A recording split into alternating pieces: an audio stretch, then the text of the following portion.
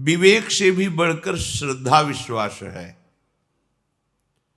विवेक में दो विभाग हैं, सत और असत, उसे विवेक कहते हैं। पर विश्वास में दो विभाग नहीं है, विश्वास में एक ही है, मेरे प्रभु हैं। विवेक लगाने की जरूरत नहीं। विवेक वहीं लगाया जाता है जहां हमें जानना होता है, पर मान के जानना सहज है। प्रायः जानकर मानने की चेष्टा में जन्म के जन्म व्यतीत हो जाते हैं, क्योंकि सोई जाने ही जेहि देहु जनाई। अगर आपने अपना प्रीतम, अपना प्राणाराध्य प्रभु को मान लिया है तो वो आपको जना देंगे, ये आपके विश्वास का फल होगा। लेकिन आप जाने तो विवेक के द्वारा जन्म जन्म लग जाएंगे जानने में, क्योंकि विवेक में दो विभाग रहते हैं, ये सत है और ये असत है। जब तक दो विभाग रहते हैं तब तक काम बनता नहीं है। जीवन मुक्त अवस्था तभी आती है जब द्वैत विभाग का लय हो जाता है। श्री भगवान स्वयं अपने श्रीमुख से वर्णन किए, मैं ही सत हूं और मैं ही असत हूं, मैं ही अमृत हूं, मैं ही मृत्यु हूं। फिर क्या विवेक लगाने की जरूरत है? मेरे प्यारे ने अपना परिचय दे दिया, दे रहे हैं, आगे वो और बता देंगे, बस मुझे विश्वास की जरूरत है। श्रद्धा विश्वास पूर्वक श्रवण करें, एकाग्रता पूर्वक महत्व बुद्धि रखकर मनन करें और उसे अपनी धारणा बना लें, आचरण में उतार लें, तो इसी जन्म में भगवत प्राप्ति हो जाए। कम समय में, कम समय। भगवत प्राप्ति के लिए जितना समय बर्बाद होता है उसका कारण है विषय प्रियता। जो भोगों में सुख का अनुभव कर रहा है अपने अंतःकरण से तदात्म होकर, उसका ज्ञान भी अज्ञान ही है। चाहे जितना ज्ञान लक्ष्यदार भाषण हो, वो अज्ञान ही है। जिसको किसी नवीन भोग भोगने की इच्छा है, लोक लोकांतर के सुखों का आकर्षण है, तो चाहे जो भी ज्ञान वर्णन करे वो अज्ञानी ही है। जिसके हृदय की ऐसी स्थिति हो गई है, न सोचति न कांक्षति समः सर्वेषु भूतेषु मद भक्तिम लभते पराम। ना कोई सोच रह गई है, ना कोई चाह रह गई है, एकमात्र परम तत्व सर्वत्र विराजमान। बस ये भक्ति का परम लाभ उसे प्राप्त हुआ। इसे ही पराभक्ति कहते हैं। जब तक हमारे हृदय में भोगों के प्रति आकर्षण है तब तक अहंकार है। अहंकार है तब तक काम कुछ भी नहीं बना अध्यात्म का। इसीलिए बहुत दैन्य होकर भगवत परायण उपासक जन निरंतर अपने आप को प्रतिपल समर्पित किए हुए भी समर्पित करते रहते हैं। प्रतिपल समर्पित हुए भी समर्पित करते रहते हैं। तब उनके हृदय में बोध होता है सब कुछ श्री भगवान हैं। ये अंतिम बात है, ये अध्यात्म की पूर्णता की बात है। यहां से प्रेम मार्ग प्रारंभ होता है। ये शांत भाव है। अब द्वंद्वों से वो पराभव को प्राप्त नहीं होगा। जो द्वंद्वों से पराजित नहीं होता वो हृदय भगवत प्रेम रस का पात्र बन जाता है। जो द्वंद्वों से मुक्त हो गया है वो जीवन मुक्त परमहंस भगवत प्रेम में जाना चाहे तो उसके लिए मार्ग खुला है। अगर मोक्ष पदवी स्वीकार करना चाहे तो जीते जी वो मुक्त हो गया। ये भगवत मार्ग है, ये अध्यात्म मार्ग है। ये अंतिम अध्यात्म की ऊंचाई है। ना कोई जड़ है, ना कोई चैतन्य है, ना कुछ सद ना असद, एक ही पर ब्रह्म परमात्म तत्व। हम राम बोले, हरि बोले, कृष्ण बोले, जो भी नाम बोले, वो एक ही परम तत्व है। ऐसा वाणी से नहीं, ऐसा उसको अनुभव हो गया है, ऐसी उसकी स्थिति है। श्री भगवान स्वयं बोले हैं श्रीमद् भागवत में, अहमेवा शमेवाग्रे नान्यद यत् सद सत्परम पश्चादहम यदेतच्च यो वशिष्येत सोऽस्म्यहम्। सृष्टि के पहले मैं था, मेरे सिवाय कुछ नहीं था। सृष्टि जो उत्पन्न हुई वो मैं ही हूं, मेरे सिवाय कुछ नहीं है। सृष्टि का जब लय हो जाएगा तो मैं ही हूं, मेरे सिवाय कुछ नहीं है। मैं वही श्री कृष्ण चंद्र जी कहे, साध असाध सब कुछ भगवान। ये अध्यात्म की अंतिम स्थिति, ये विश्वास से जागृत होती है। जब हम गुरु प्रदत्त उपासना में दृढ़ विश्वास कर लेते हैं, गुरु प्रदत्त शब्द इसलिए कि यहीं से अहंकार का नाश होता है, कि गुरु कृपा से भजन बन रहा है, गुरु कृपा से धाम वास हो रहा है, गुरु कृपा से बात समझ में आई, तो अहम गलित हो गया, अहम का कोई स्थान नहीं है। और जब तक गुरु कृपा का आश्रय नहीं होता तो इसी अहंकार का आश्रय होता है। हमारा गुरु अहंकार होता है, मैंने ये किया अब मैं ऐसा कर लूंगा, मैं ऐसा।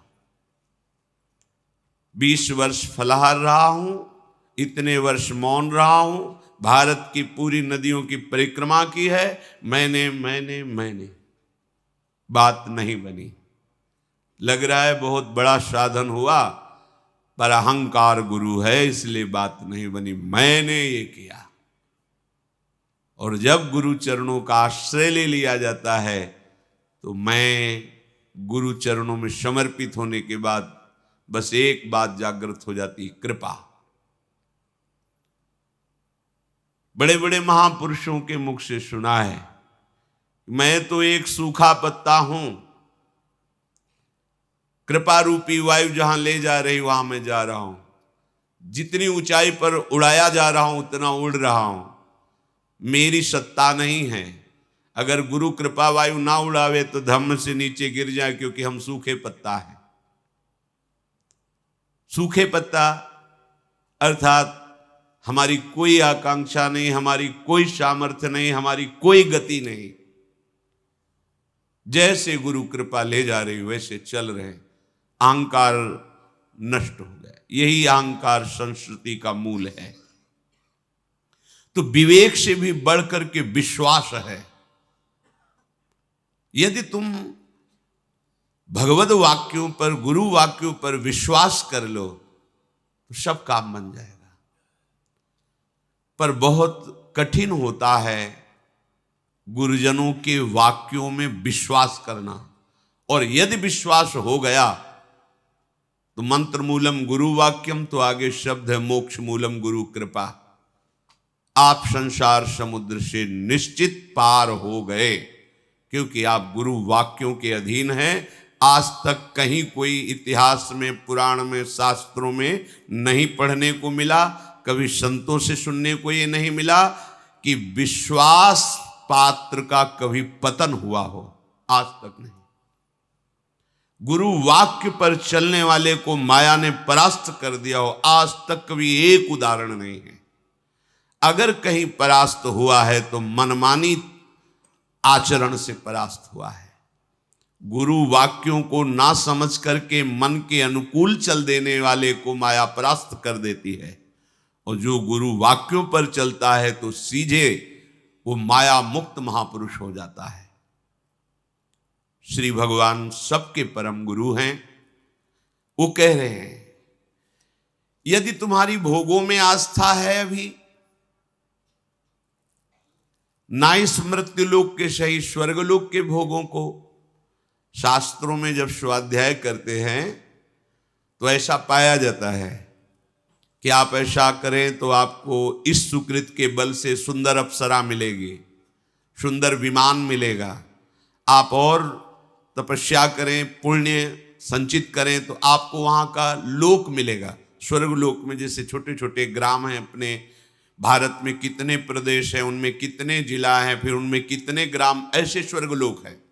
उसमें एक आपको विभाग मिलेगा, उसके आप स्वामी होंगे, वहां का भोग भोगेंगे, पर फिर पतित होकर मृत्यु लोक में आ जाएंगे।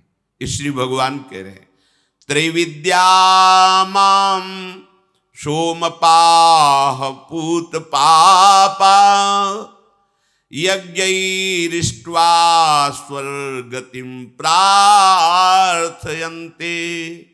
ते पुण्यमासाद्य सुरेंद्र लोको मस्नन्ति दिव्यां दिवि देव भोगान् ते तं भुक्त्वा स्वर्गलोकं विशालं क्षीणे पुण्ये मर्त्यलोकं विशन्ति एवं त्रयी धर्म मनुप्रपन्ना गता गतम काम कामा लभन्ते।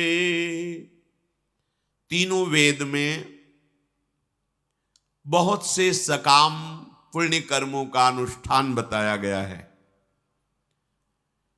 ये जो लोग विशुद्ध बात को नहीं समझ पाए हैं, विशुद्ध बात भगवत प्राप्ति, ब्रह्मबोध, ये जो नहीं समझ पाए हैं तो उनको ये बातें लुभायमान करती हैं।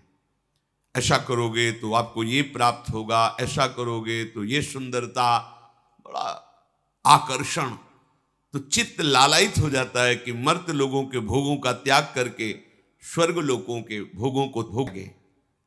इस प्रलोभन में बड़ी ताकत है, बड़ी ताकत है। तुम मरोगे तो तुम्हें अप्सराएं मिलेंगी, ऐसा कर्म कैसा है, उसका परिणाम कैसा है, नहीं, प्रलोभन में। भगवान स्वयं कह रहे हैं कि वेदों में सकाम कर्मों का वर्णन किया गया है, बड़ा प्रलोभन है। जो ठीक से उन सकाम कर्मों का अनुष्ठान कर लेता है, पुण्य कर्मों का, तो उनके पाप नष्ट होते हैं, पुण्य बढ़ते हैं, जिससे वो सोम रस का पान करने वाले देवताओं की पंक्ति में बैठते हैं। वो जो कामना से युक्त होकर पुण्य कर्म करते हैं, देवताओं से अपनी इच्छाओं की पूर्ति चाहते हैं, भगवान ही सब रूपों में हैं, पर वो ऐसा नहीं जानते हैं। सुखों के लिए देवताओं का पूजन यज्ञों के द्वारा, दान के द्वारा, पुण्य के द्वारा, तो उनको स्वर्गलोक की प्राप्ति होती है। पवित्र है स्वर्गलोक, दिव्यता है, मर्त्यलोक से बहुत अच्छे शरीर हैं वहां। अगर एक कोई देवी निकले अप्सरा तो पूरा वातावरण सुगंधित हो जाए। जब कोई अप्सरा चलती तो आसपास उसके, जैसे यहां कोहरा होता है, ऐसे बादल चलते हैं। जिसको दर्शन देना है या जिसके पास जाना है उसी को वही देख सकता है, दूसरा नहीं। बड़ा दिव्य, तो चित्त आकर्षित होता है कि ये सब आपको मिलेगा, और मिलता है। जो पुण्यात्मा जन हैं, उस तरह के पुण्य करते हैं, उनको प्राप्त होता है।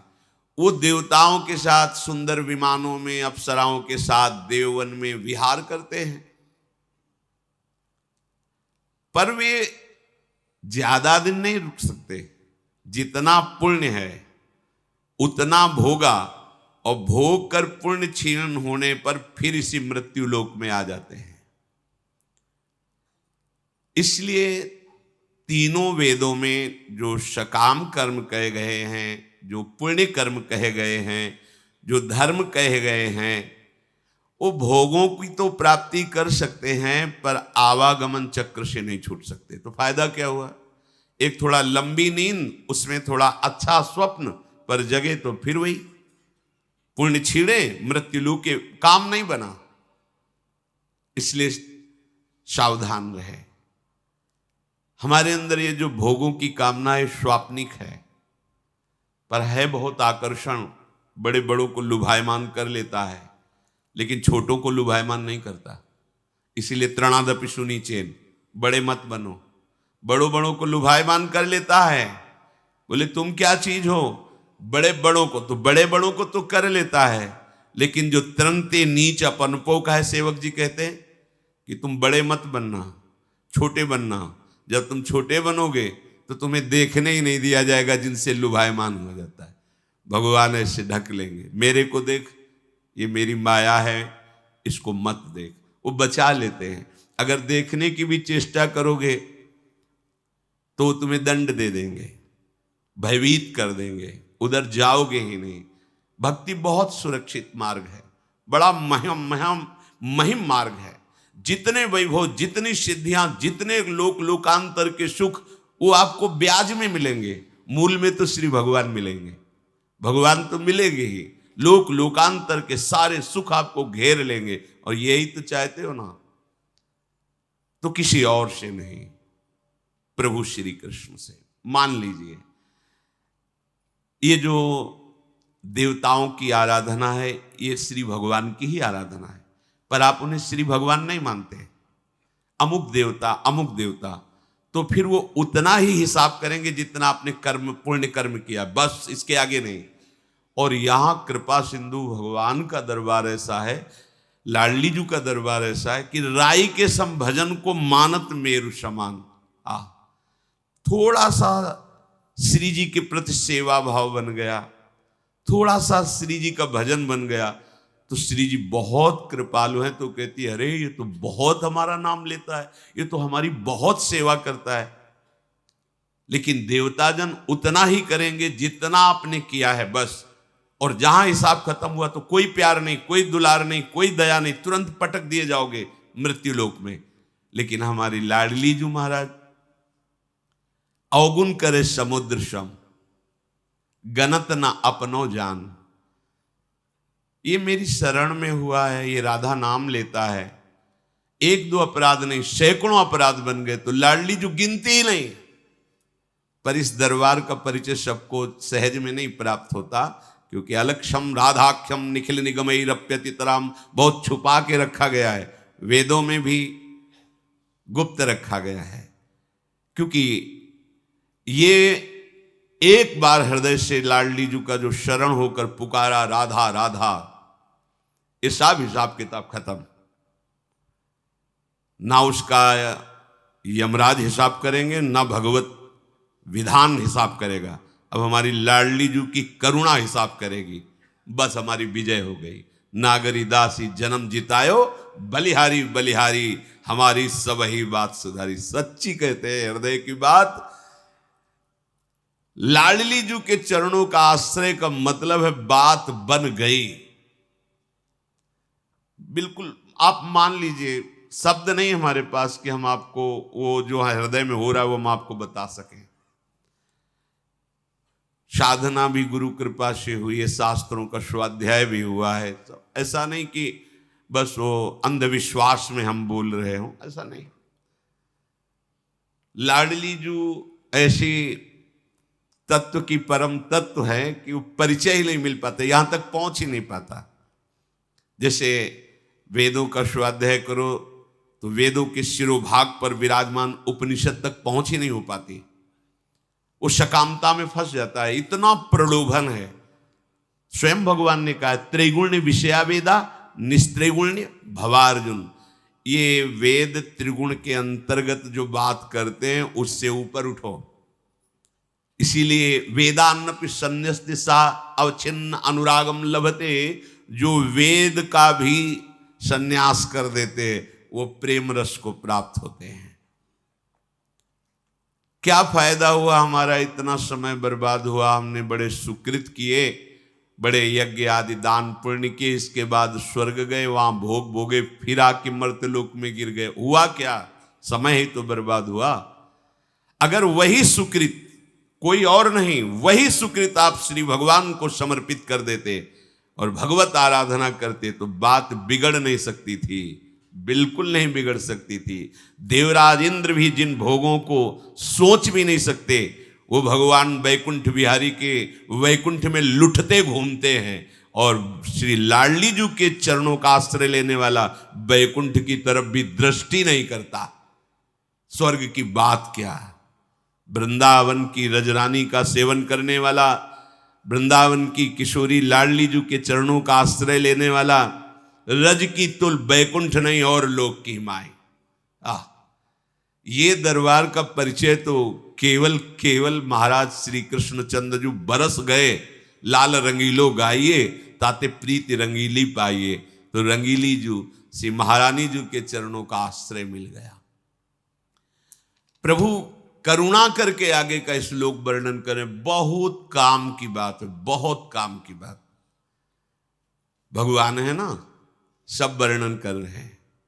अब ये अपनी बात वर्णन कर रहे हैं कि देख लो, चाहे जितना आप कर लो, लोक लोकांत, और अच्छे तपस्वी है तो तपलोक है, और ऊपर बड़े महारलोक, जनलोक, ब्रह्मलोक, लेकिन ये अच्छे अच्छे स्वप्न हैं, सत्य वस्तु नहीं। कहा जरूर गया है सत्य लोक, लेकिन वो सत्य नहीं है। वो भी महाप्रलय में परिवर्तन होकर के नाश को प्राप्त होता है। ब्रह्मा जी भी अपना लय करके भगवान में स्थित हो जाते हैं। लेकिन श्रीधाम वृंदावन, यहां महाप्रलय की पवन का भी प्रवेश नहीं है। जो चिदानंद लाडली जी का निज महल है यही है।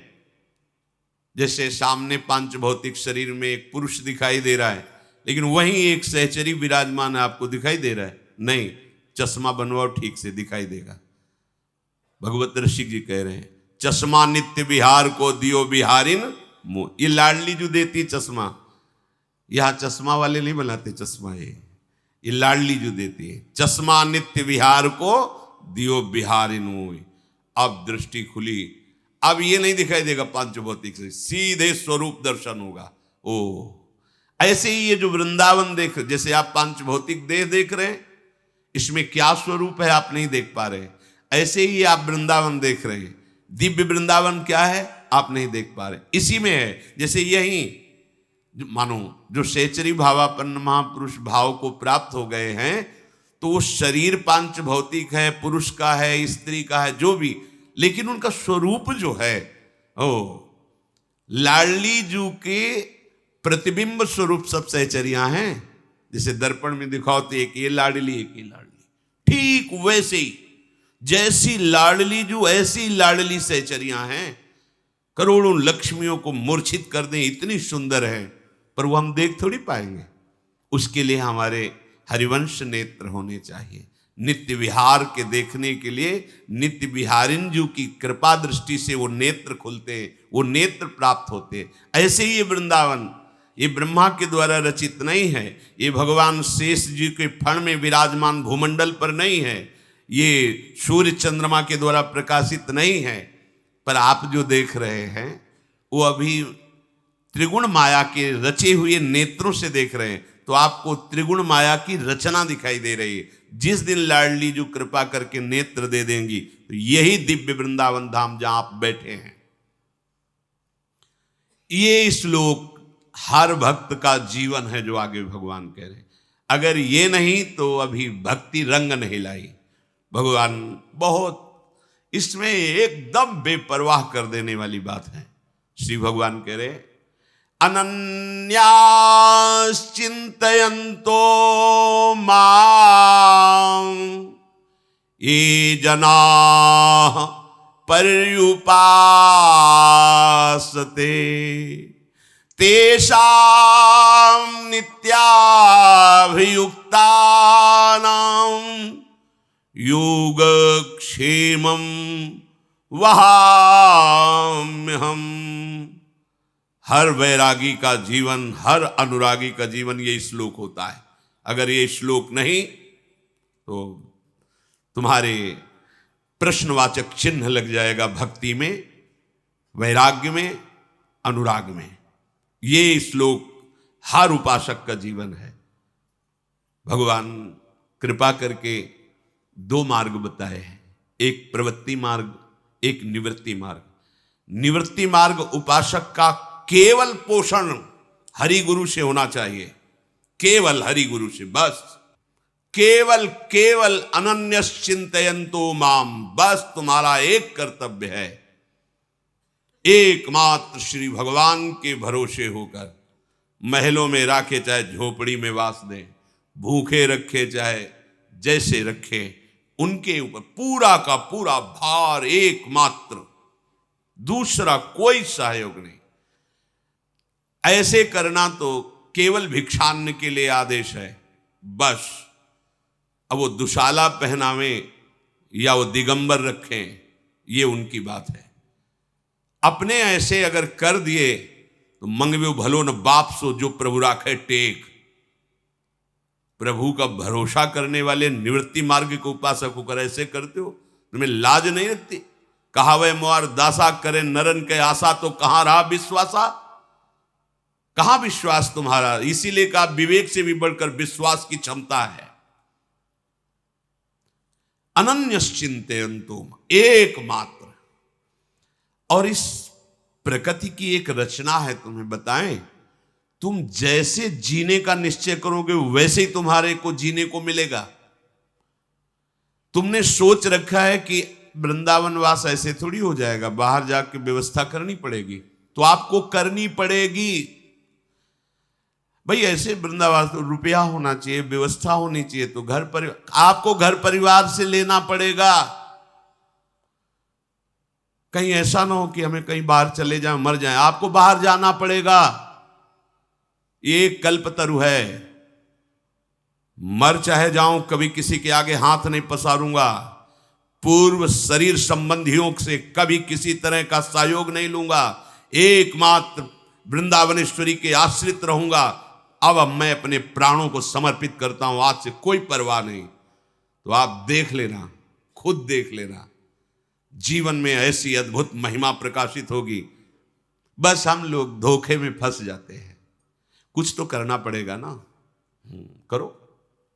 भगवान कह तो रहे, करो। अनन्यस चिंतयन्तो माम, ये करो, और कोई चिंतन नहीं, केवल अपने आराध्य देव का। आगे वचन दे रहे हैं, भगवान कभी स्वप्न में भी असत्य नहीं बोले, भगवान सत्य स्वरूप हैं। अगर सत्य जीवन में उतारना है तो भगवत वाक्यों को मान करके बेपरवाह होना सीखो। कह रहे हैं योगक्षेमम वहाम्यहम, योग क्षेम का मैं वहन करूंगा। तुम्हारा एक कर्तव्य है, ये जना पर्युपासते, केवल तुम मेरी उपासना में जो लगे हुए हो, उपासना का स्वरूप है मेरा अनन्य चिंतन, अन्य नहीं, अनन्य चिंतन। क्या अनन्य चिंतन करना है? जो गुरु ने तुम्हें दिया है, पक्की बात समझना। कबीर साहब जी बड़े महापुरुष हैं, वो कह रहे हैं गुरुदेव के भेद को जीव जाने नहीं, जीव तो आपनी बुद्धि ठाने। गुरुदेव तो जीव को काढ़ी भव सिंधु से, फेरी ले सुख के सिंधु आने। बंदी की दृष्टि सब फेरी अंतर करें, घट का पाट गुरुदेव खोलें। कहें कबीर नर देख भव सिंधु में, गुरुदेव समान कोई नाही तोले। गुरुदेव भेद को जान गए हैं कि ये जीव क्या है, ये प्रकृति क्या है। वो जो बोले वही तुम मान लेना, क्योंकि तुम अपनी बुद्धि से जो जानोगे केवल प्रकृति को जानोगे। बुद्धि की रचना प्रकृति से हुई है और वो केवल प्रकृति को जानती, बस। और गुरुदेव जीव को भी जानते हैं, और प्रकृति को भी जानते हैं, तो क्या करें? अपने मन की मत चलाओ, अपनी बुद्धि की बात मत मानो, गुरुदेव की बात मानो। क्यों? क्योंकि गुरुदेव तो जीवत्व से हटाकर भव सिंधु से पार करके प्रेम सिंधु में डुबोने की चेष्टा कर रहे हैं, और हम अपनी बुद्धि लगाएंगे तो फिसल करके माया के ऐसे गड्ढे में पहुंच जाएंगे जहां से निकलना कठिन है। गुरुदेव क्या करते हैं? अपने बंदे की दृष्टि को घुमा देते हैं। कैसे घुमा देते हैं? तुम्हारा कोई नहीं, ये संसार स्वप्नवत है, बिल्कुल असंग, बिल्कुल असंग, ये प्रलोभन इंद्रियों के भोगों का बिल्कुल मिथ्या है, एकदम सावधान, अंतर्दृष्टि में आ, बाहर दृष्टि बंद कर। बंदी की दृष्टि सब फेरी अंतर करें और घट का पाट गुरुदेव खोलें। कपट का पर्दा हटा दिया जो त्रिगुणात्मिका माया के द्वारा रचा था, और लाडली लाल का साक्षात्कार करा दिया। कहे कवि नर देख भव सिंधु में, गुरुदेव समान कोई ना ही तौले। गुरुदेव के समान अगर तराजू रख के देखा जाए तो कोई नहीं है अपना हितैषी, क्योंकि भव सिंधु में डुबोने वाले तो करोड़ों मिलेंगे, लेकिन भव सिंधु से पार करने वाले एकमात्र गुरुदेव है।